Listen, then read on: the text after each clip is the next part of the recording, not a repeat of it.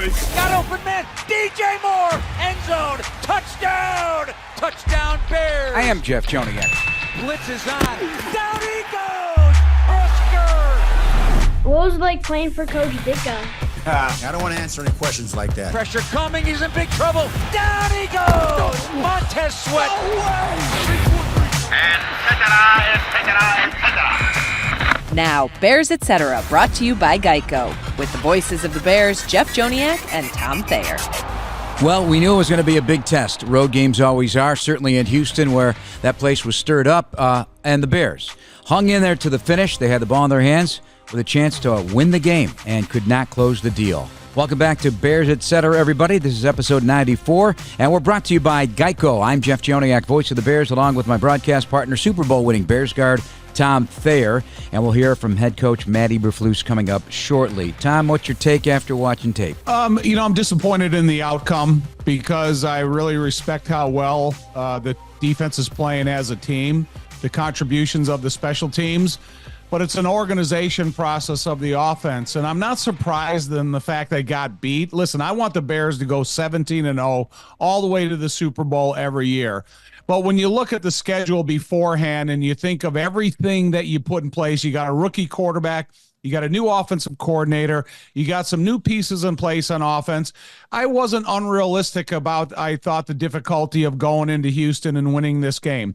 But it's just that when you look at the development of an offense and you go back and you watch the tape and you can slow it down and you can look at it from different angles, there's significant areas of improvement that can be made quickly. And I do think that should be the preached process from the head coach to the offensive coordinator into all the leaders on the offensive side of the ball. Well, the first thing I would imagine is just helping out an offense in terms of running the ball and, make a defensive coordinator think twice about like these blitzes that we saw and the extra pressures that we saw. Some teams are going to do it regardless. That's their makeup. That's their chemistry. If that can be solved, get the running game going. Heck, what did I talk about before the game yesterday was all the math that happened in the league yesterday with 4 teams with over 200 yards rushing, including 261 for Green Bay against the Colts, teams in the 180s, 140s. I mean, that was going to be a big part of this if they could get the run game going, but that has not happened. But a lot of those stats from the running games that you've been talking about, they're established programs that have a number of veterans inside their program.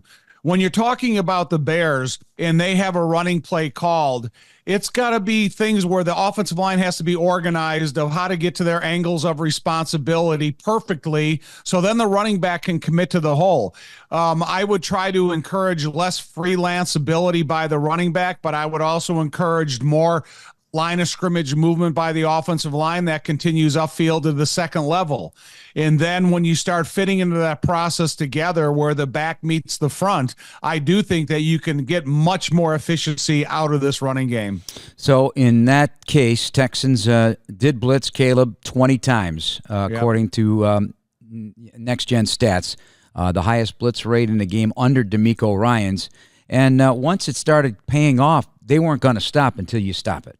I mean, that's just how it's going to be. You got to think of our viewing advantage point. We're 7 or 8 floors above the playing surface. So we have a chance to easily see all 22. We know the down and distance. We know the way they break the huddle. And we know how many guys are on the opposing line of scrimmage. And then you can start counting, okay, in this pass protection, they're outnumbered. They're going to have one free rusher regardless, or they're sometimes going to have 2 free rushers. And it's really difficult until you beat that repeatedly. They are going to keep doing it, just like you said. So I do think that's some of the growing pains that the Bears are going to face throughout the early portions of this regular season.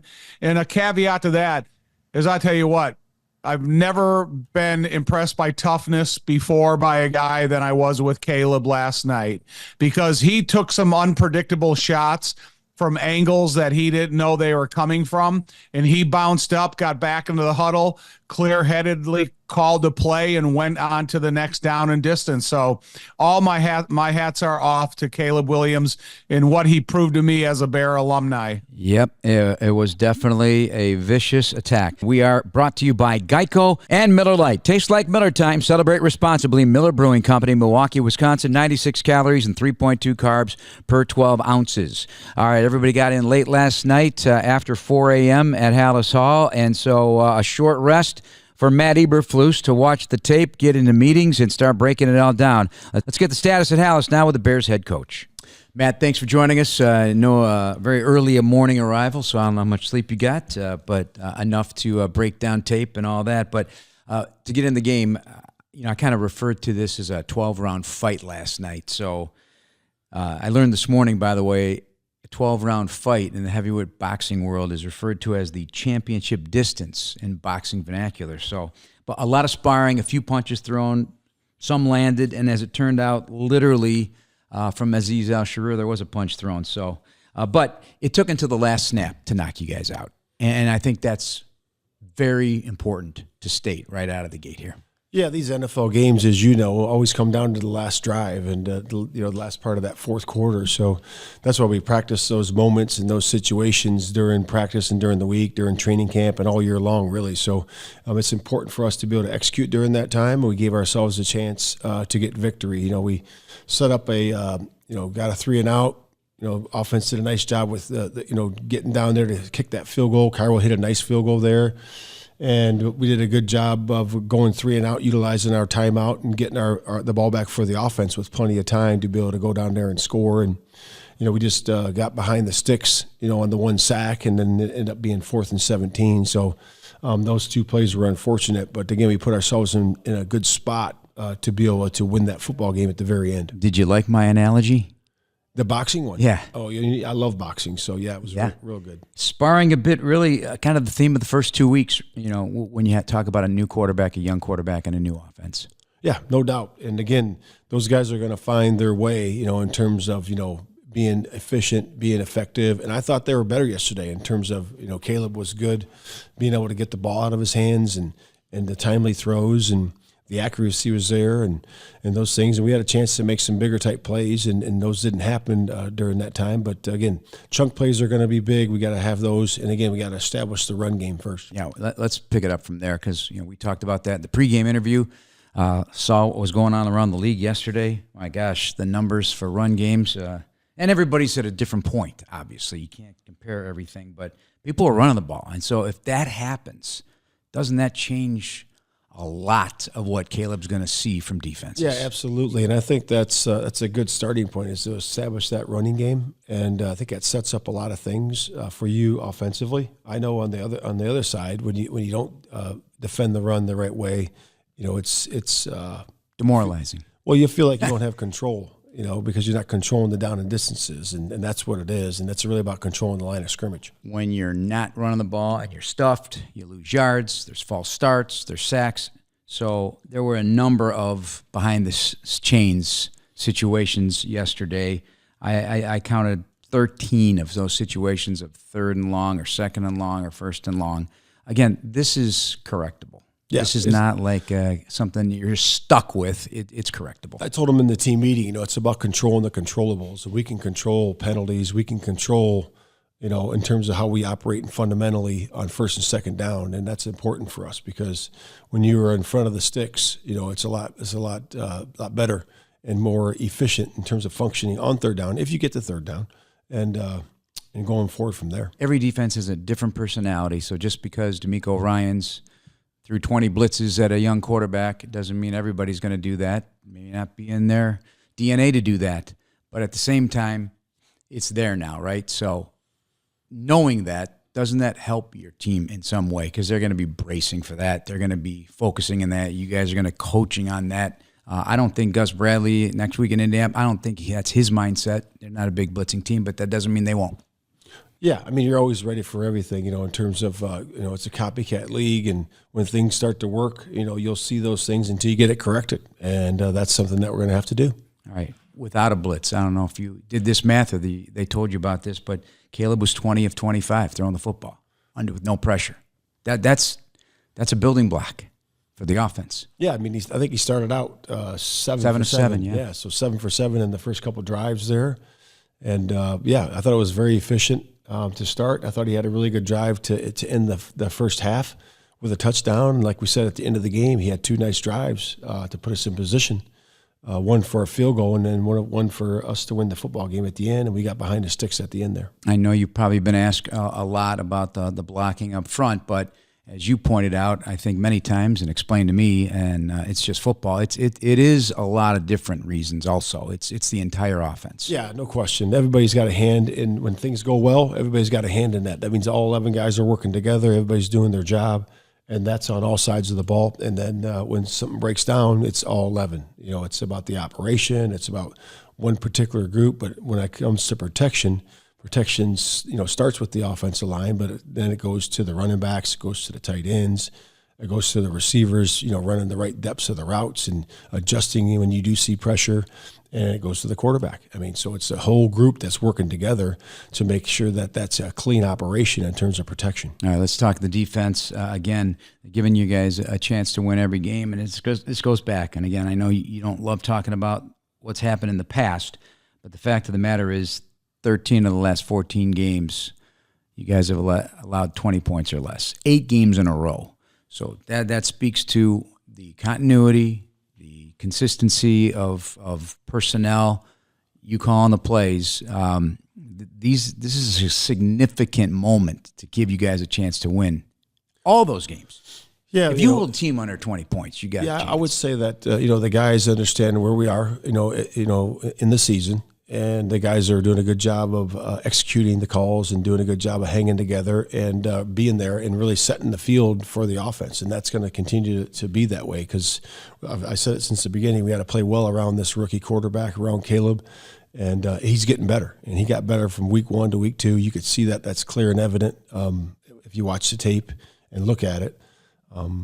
Everybody's going to be talking about, sacks and those types of things, but, the evidence is there that he's getting better every single week, and he made a big jump to me from week 1 to week 2. All right, 2 games, 4 quarters, 3 points allowed in the second half.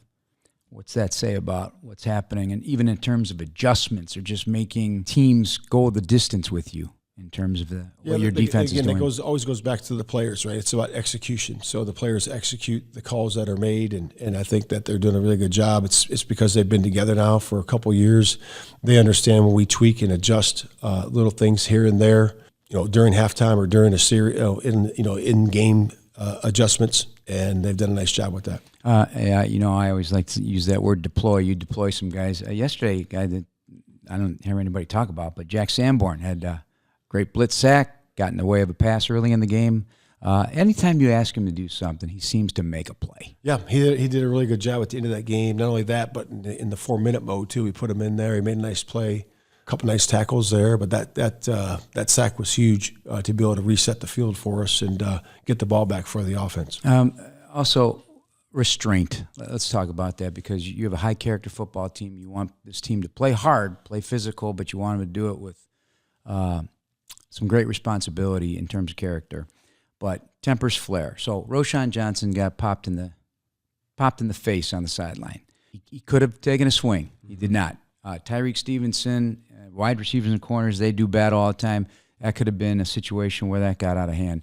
How do you feel about that, especially on the road in a very tempestuous environment and things not going completely well offensively, that people maintain their composure? Yeah, that's important. I talked to the team, on Situational Friday. We watched a situations tape, around the league, and we showed that a couple weeks ago. I think the first week on the sideline when I think it was one of the quarterbacks in the league got hit, and one of the guys that were in street clothes in practice squad ended up, bumping into the guy who did it. And he got fined. The league the organization got fined. I said, guys, we can't have that. We can't have fouls on the sideline. I know we don't like when people hit, illegally. Let the referees call the foul and then move forward from there. And we can't make a bad play on their part, a bad play on our part. So we got to make sure we keep our water temperature the right temperature during the course of the game. All right, quick look at what's ahead here with Indianapolis. They've given up a lot of rushing yards. DeForest Buckner may be out suffered an ankle injury, only played 10 snaps. I know it's very early, but you know this team very well. We practiced against them last summer. A lot of the same personnel there. This is an important game for them. Anytime a team's facing a 3-game losing streak, panic sets in from the outside in. How are you looking at this in terms of the build-up from a Bears perspective? Yeah, just really focusing on us. Like I said, control the controllables. We need to get better this week. We have to improve as a football team. And us coming together and doing that's going to be of the utmost importance starting today and then working through the Wednesday, Thursday, Friday, Saturday practice. So you ready for the questions about your ex-Colts days again? Because that's always an easy one, right? You had a great time there. Sure. My time at the Colts was awesome. The Irsay family's a wonderful family, and I enjoyed my time in Indianapolis. All right, I appreciate your time. We'll talk to you next week. Thank you. All right, Tom, he's gonna keep talking about resiliency because resiliency is necessary to win in this league, no matter what week it is, and complementary football. And there were moments in that game where there were complementary moments, including at the end of the game when they force a turnover and the Bears have the football and a chance to win the game. So that has to be top of mind. You gotta stay together as a team. We heard from Cole Kmet today. We heard from Tremaine Edmonds as well. So they discussed some of these same topics. Big moments to take advantage of from a teaching perspective, like you said, but any other takeaways from Eberflus?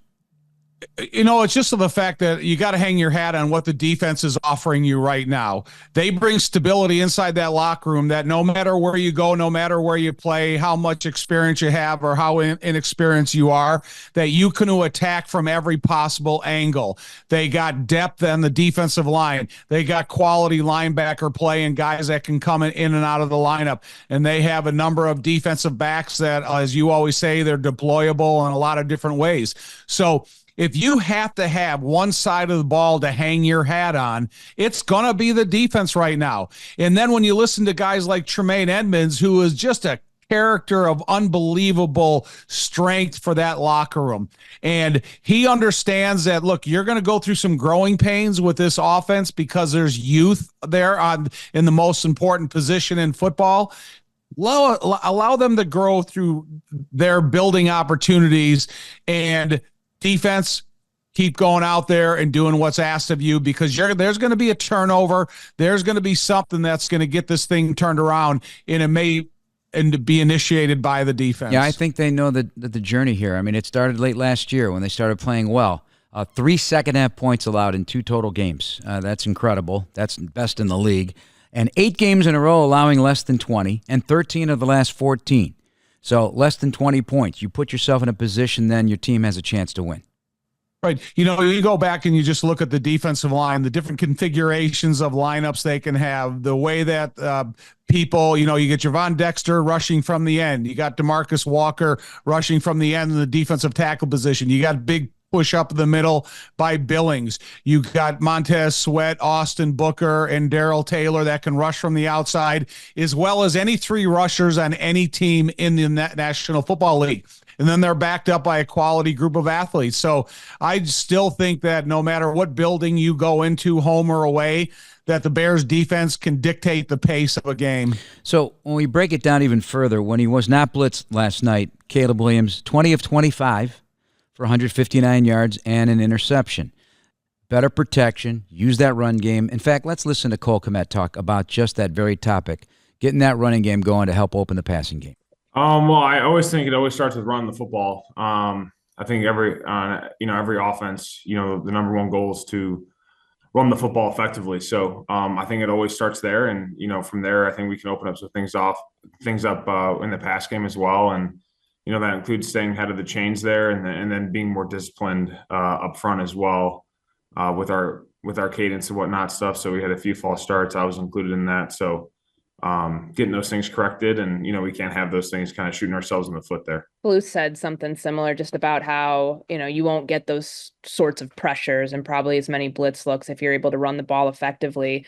And when he's talking about pass protection, he says it's on everybody. How do you guys view your responsibility, like for just collectively in combating some of those pressures, knowing that those looks were as aggressive as they were last night? And that's probably a formula teams are going to try to replicate here. Yeah, sure. I know obviously with Caleb being a rookie, they're going to test him to see what he knows protection wise. But Yeah, I mean, like Coach is saying, protection's not. I know everyone wants to just look at the offensive line, and you see a sack, and maybe you feel like it's on the offensive line, but there's a lot of things that go into it. Whether it's the receivers having to run the right routes, and if they're not there, that causes the quarterback to hold the ball a little bit more, and those lead to sacks. Whether it's protection adjustments that you see pressure and having to adjust off the pressure that you see, and maybe making a slide different here or there, and getting the linemen to the right spots in that regard, or whether just a miscommunication up front on as to what play we're running. So there's a lot of things that goes into it. I don't think it's necessarily a talent issue necessarily up front. I don't think that we were just getting overmatched totally physically up front, but I think us getting on the same page mentally speaking can lead to those adjustments, and we can kind of see those sacks come down a little bit. All right. Everything Cole said there, I think you'd agree with. 100%. There's a lot of variations to a successful running game, and it's going to go tight end to tight end, including the backs and the entire offensive line. And when they start developing some better understanding of each other and trust in how the blocks are going to unfold in front of them, you're going to get better decisions made by the running backs. You're going to get offensive line that understands how to initiate their block on the line of scrimmage that brings them up to the second level. Yeah, DeAndre Swift, he hasn't been here very long. And like we talk a lot about how many reps it takes for a quarterback to stand behind his offensive line. It takes that many reps for a running back to learn how an offensive line is flowing into their blocking responsibilities. And then there's a predetermined understanding of how their momentum is going to take them upfield. And all that stuff is going to work out. And Cole understands it, but I think every other position understands it as well. We're brought to you by PNC, official bank of the Bears. So, yes, growing pains are inevitable. And, they're talking about this same thing as we're going to look a little bit towards the Indianapolis Colts and Anthony Richardson. So they looked up his numbers for the first two games because he's shown some great ability to get the ball down the field. He's got an unbelievable arm. He's a big guy. He's built like a defensive end. So this is what happens, right, when you start getting statisticians like Doug Coletti or just people who look at this stuff. So in his first 6 NFL starts, Richardson at 55% completion, just under 1,000 yards, 6 touchdowns, 5 picks. Quarterback rating 77.9. I'm going through the exercise just for illustration. So they go back and see Peyton Manning's rookie year, his first 6 starts. Even less of a completion percentage at 53%. He did throw a lot more, so he had 1,300 yards, 6 touchdowns, 14 interceptions. 55.7 quarterback rating. He finished that year with 28 interceptions. Josh Allen in his first 6 games. Less completion percentage than Richardson. Only 3 passing touchdowns. 5 interceptions like Richardson. Sacked 18 times. And he fumbled the ball 5 times, losing 3. So, again, when we're talking about Caleb Williams, we're talking about these second-year quarterbacks. Yes, C.J. Stroud's in a different place right now. He happens to be in a situation that's ideal for him at the moment, and he learned from whatever mistakes he made early in his career in the first few games of last season, and he just kept elevating his game. You can't really compare every person's growth. Everybody's going to do it in a different way, and there are many different circumstances. This is like that game Kerplunk, where you have those little sticks, remember, you put in there, and you got to make sure you don't know when the sticks are going to be, which one's going to be pulled that's going to make all those marbles fall. And that's how I look at this. So pre-draft evaluation of Anthony Richardson, Peyton Manning, Josh Allen, and Caleb Williams. There was certainty that Caleb Williams and Peyton Manning were going to be super successful in their NFL career, no matter what the beginning numbers were. There's a lot of uncertainty about what Anthony Richardson's going to turn into because he's so inexperienced in his college amount of playing time. And same thing with Josh Allen. And then so when you look at their numbers, it's always where they're going to be in 3 to 5 years after their career begins, not necessarily after 5 games. And so this will be an interesting comparison to pay attention to. When we're doing this podcast in 4 years, let's revisit those same stats about those 4 guys and see what's become of them. Because to me, when you look at Peyton Manning and you look at Caleb Williams, I think they're comparable to where their careers are going to go. When you look at where Josh Allen went to college and the inexperience of Anthony Richardson, it's almost they have to prove it to me that they can play at an NFL level and continue to accelerate their performances. Tom, let's go back one thing about the pressure because, yes, he definitely got his share of pops. He admits it as well. 7 sacks, 11 quarterback hits, 16 pressures. And again, various evaluations from different stat companies, whether it be Pro Football Focus or Next Gen Stats or other ones, are going to come up with different types of analysis. But that speaks to me as a broad compilation of reasons why. It's not just a particular offensive lineman or interior versus exterior or Caleb. It could be backs. It could be tight ends. It could be down in distance. It could be the play call. It could be a lack of execution of the play, right? So this is not just one reason that this happened yesterday. No. So put yourself in the mind of a quarterback. You're in the huddle in that circumstances that they were playing in Houston. You hear the crowd noise that's building during the process of the huddle. You call the play in the huddle, and there's a million things going through your mind. Okay, you call the protection. You know the time needed to get the routes run downfield. You know what the down and distance is. So you're filtering all this information that you have to make sure works accordingly in order to safely get the ball out of your hands. The development and trust of your protection is a key ingredient to any quarterback success. If you take, I think it might have been the first pass in the second half out of Caleb's hands where he scrambled and overthrew DeAndre Carter. Sorry. It's you got to make sure that you trust your protection and you don't think anybody's coming on the attack in any way. You can set your feet and efficiently throw the football. So that's part of the process as well, is you say 1,000 things in your head that, mean the success and failure of that play, but it all comes down to trust every element. Vizzy Hard Seltzer, flavors for every vibe. Celebrate responsibly. Molson Coors Beverage Company, Milwaukee, Wisconsin. There are a lot of analysts out there that explain offensive line play, but, I've got a guy here that's an expert in it. Talk about and explain to the listener the silent count and the impact of it on the road or as a weapon, even in your own building when it is quiet, how it affects all 5 of the offensive linemen maybe in a different way, how it impacts their get off from the line of scrimmage, how you can use it as a weapon on the road with that kind of din of sound in Houston yesterday. Break that down for it in the most common terms that we can understand. Well, you go to Soldier Field. The crowd cooperates with the Bears offense. Caleb breaks the huddle, says, okay, everybody on one, ready, break. They go to the line of scrimmage, and he starts a non-rhythm volume count. And then you can hear it, and okay, it's on one. So that means that tick, Jeff, that instant of a second before he gets that out of his mouth, that last signal, you're already coming off the ball and you're initiating contact to the defensive player, and now you're in control. Stalemate, movement, run, pass, whatever the case is. When you go and play in an environment like last night, just every time you break the huddle, you make sure you take this into account. Neither tackle can hear the cadence. Tight ends, multiple tight ends, one tight end, they cannot hear the cadence. If you're in shotgun, you really can't hear the cadence up front, so you have to understand what the rhythm of timing you've been developing in practice. If he's under center, the center and guards can hear the cadence. The center can feel the movement of his hands before he snaps the ball. So you give those guys a chance to get off the ball, and now that with peripheral vision, the tackles are trying to read you as well, but they're never going to be off the ball at the same time as the defensive lineman.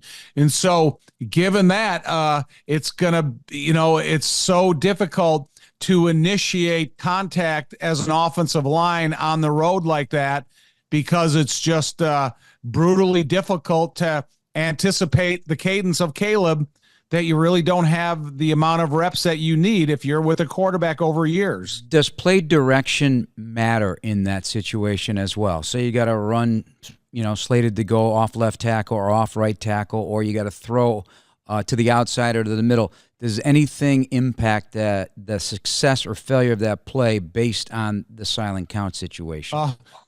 100%. If you look at the first running play that the Bears ran to the left the other night, it was outside the shoulder of the left tackle. Braxton Jones was late getting off the ball, so that means the white jersey was across the line of scrimmage before he could get movement. And then you look at the block between the center and left guard.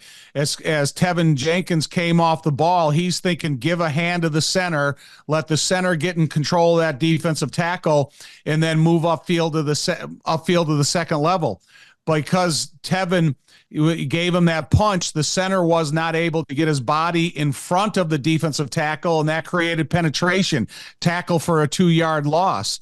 And a lot of that is because of the not being able to hear the snap count, and the point of attack is to the outside shoulder of the left tackle. Can that be improved over time? Of course, Okay. 100%. Because, Jeff, I mean, we sat there all training camp, and we always had this number in our head. How many reps does it take for that quarterback, them become familiar with the cadence of a quarterback if they have a silent count? And to me, if that same offensive line can be in place for 1,000 noisy reps, I mean an opponent's stadium where they have the crowd noise, where it's a non-volume, it's an anticipated count. That's when they start becoming familiar with the count, and that's when the quarterback can use a variation of counts to keep the defense off balance.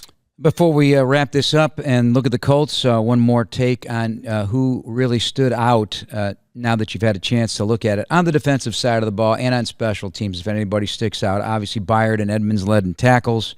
You had the pass rushers coming home on 3 occasions. And we're brought to you by Blue Cross and Blue Shield of Illinois, right here at home, driving access toward healthier communities through it all.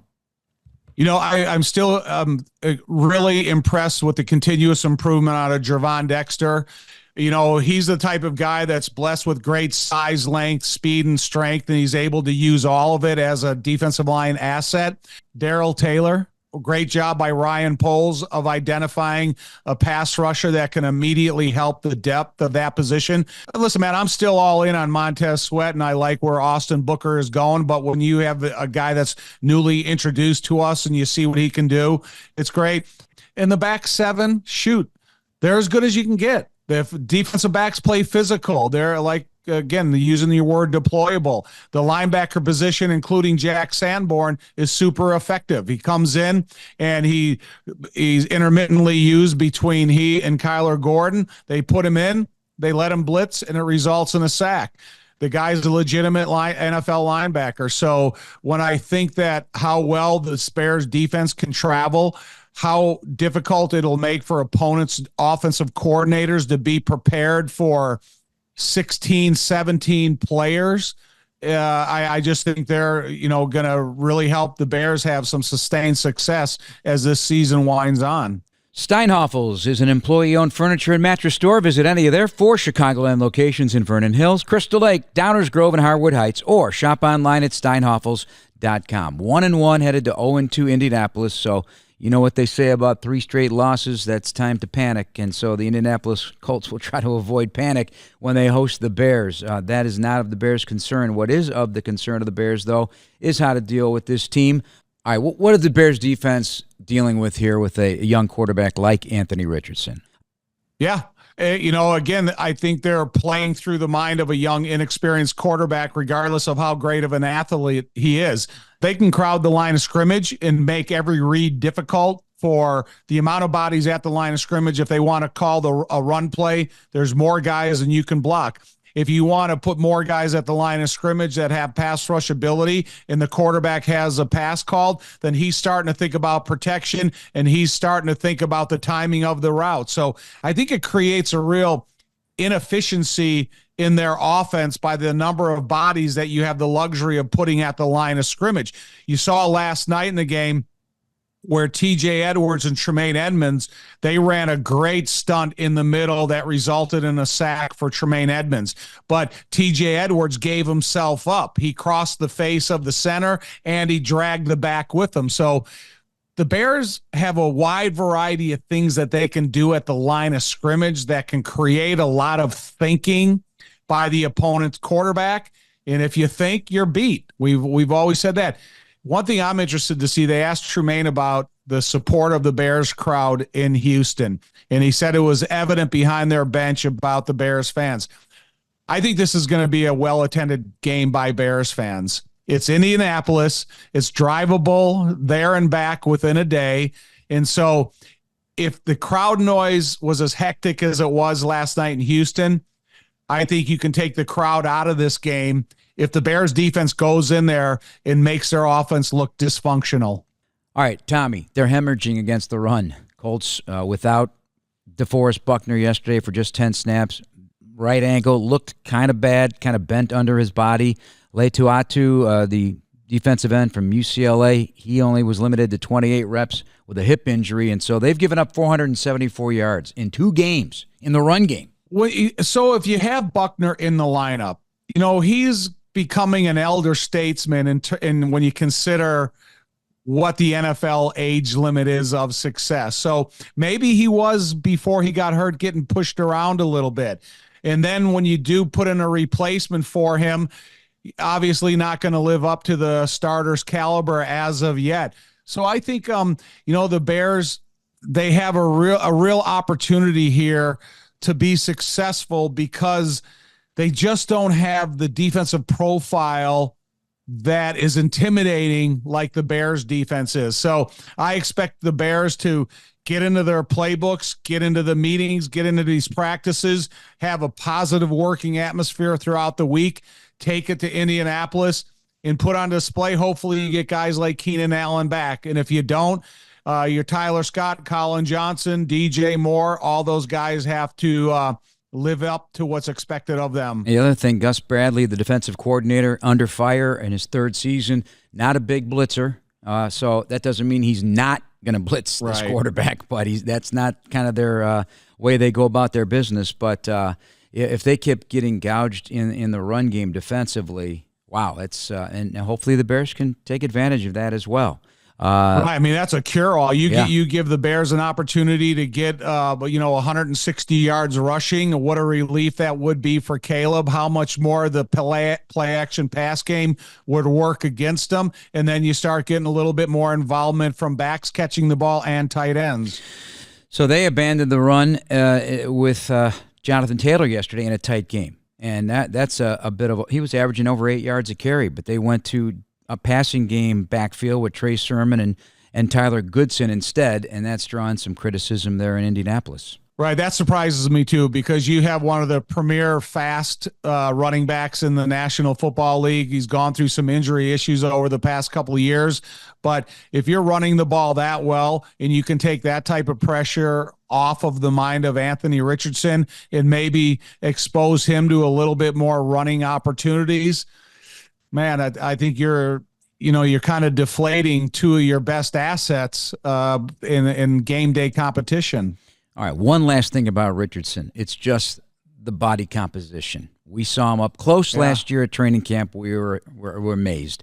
He's 6'4", 244, and he runs a 4.43. And he's got a cannon. So he can throw the ball 70 yards. He did that in week 1 to Alec Pierce. Unbelievable throw. While he slipped and was falling backwards. I know you keep mentioning a guy like Randall Cunningham, but Randall Cunningham wasn't 244 pounds. No. Well, he had an incredible arm. He had a whip of an arm. He was 6'4". He could throw the ball all over the place. He was a great runner in a day where you could really punish a running quarterback.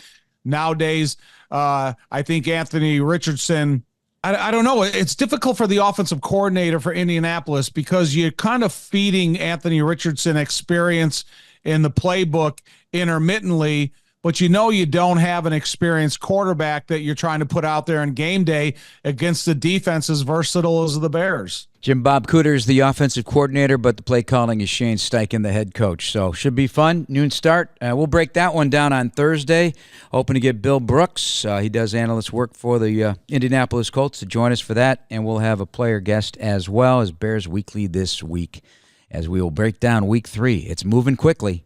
We're moving through that AFC South. Hopefully the Bears can get back in the win column on Sunday in Indianapolis. Good news, Chicago United Airlines getting brand new planes with all the bells and whistles like Bluetooth connectivity, screens at every seat and room for everyone's roller bag. United, proud to fly the Chicago Bears, and you too. As an aside, Tom, Bryce Young, the head quarterback in Carolina, is not the starter anymore, at least for the time being. Andy Dalton will be the starter. He has really endured a tough year plus with the Carolina Panthers. Welcome back to 80s quarterback football, Jeff, because that was the way it was back then. No matter where you drafted a guy, you allowed him to sit down and mentally develop, and then you put him in the game. You come here and you take the worst team in the National Football League. You put the first pick in the draft in there, an undersized quarterback. You're throwing him to the wolves as an early careered young man. Yep, and lots of coaching change in that window as well. All right, special thanks to Matt Eberflus for joining us. For Tom, I'm Jeff. Thanks for listening, everybody, and please subscribe now on the Chicago Bears official app, Apple, Spotify, YouTube,